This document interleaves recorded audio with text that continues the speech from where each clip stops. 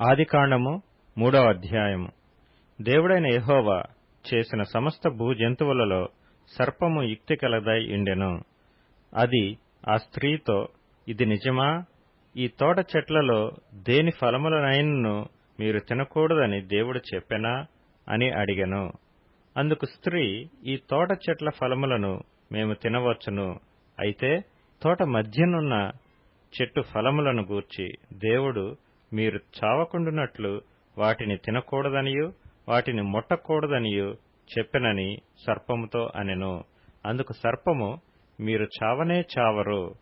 ఏలయనగా మీరు వాటిని తిను దినమున మీ కన్నులు తెరవబడుననియూ మీరు మంచి చెడ్డలను ఎరిగిన వారై దేవతల వలె ఉందురనియూ దేవునికి తెలియునని స్త్రీతో చెప్పగా, స్త్రీ ఆ వృక్షము ఆహారమునకు మంచిదియు కన్నులకు అందమైనదియు వివేకమిచ్చు రమ్యమైనదియునై యుండుట చూచినప్పుడు ఆమె దాని ఫలములలో కొన్ని తీసుకొని తిని తనతో పాటు తన భర్తకును ఇచ్చెను. అతడు కూడా తినెను. అప్పుడు వారిద్దరి కన్నులు తెరవబడెను. వారు తాము దిగంబరులమని తెలుసుకొని అంజూరపు ఆకులు కుట్టి తమకు కచ్చడములను చేసుకొండ్రి.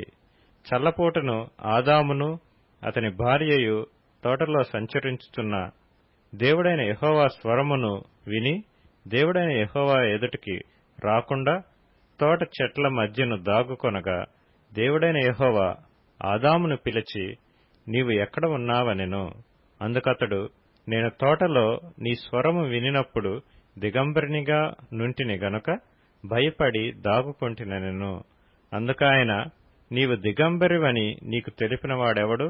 నీవు తినకూడదని నేను నీకాజ్ఞాపించిన వృక్ష ఫలములు తింటివా అని అడిగెను. అందుకు ఆదాము, నాతో నుండుటకు నీవు నాకిచ్చిన ఈ స్త్రీయే ఆ వృక్ష ఫలములు కొన్ని నాకియ్యగా నేను తింటినెను. అప్పుడు దేవుడైన యెహోవా స్త్రీతో, నీవు చేసినది ఏమిటని అడుగగా, స్త్రీ, సర్పము నన్ను మోసపుచ్చినందున తింటినెను. అందుకు దేవుడైన యెహోవా సర్పముతో, నీవు దీని చేసినందున పశువులన్నిటిలోనూ భూజంతువులన్నిటిలోనూ నీవు శపింపబడిన దానివై నీ కడుపుతో ప్రాకుచు నీవు బ్రతుకు దినములన్నీయు మన్ను తిందువు. మరియు నీకును స్త్రీకిని నీ సంతానమునకును ఆమె సంతానమునకును వైరము కలుగచేసెదను. అది నిన్ను తల మీద కొట్టును, నీవు దానిని మడిమ మీద కొట్టుదువని చెప్పెను. ఆయన స్త్రీతో, నీ ప్రయాసమును నీ గర్భవేదనను నేను మిక్కిలి హెచ్చించెదను. వేదనతో పిల్లలను కందువు. నీ భర్త ఎడల నీకు వాంఛ కలుగును, అతడు నిన్ను ఏలునని చెప్పెను. ఆయన ఆదాముతో, నీవు నీ భార్య మాట విని తినవద్దని నేను నీకాజ్ఞాపించిన వృక్ష ఫలములు తింటివి గనుక నీ నిమిత్తము నేల శపింపబడియున్నది. ప్రయాసంతోనే నీవు బ్రతుకు దినములన్నీయు దాని పంట తిందువు. అది ముండ్ల తుప్పలను గచ్చ పొదలను నీకు మొలిపించును.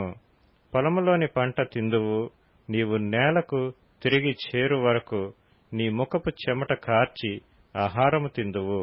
ఏలయనగా నేల నుండి నీవు తీయబడితివి, నీవు మన్నే కనుక తిరిగి మన్నై పోదువని చెప్పెను.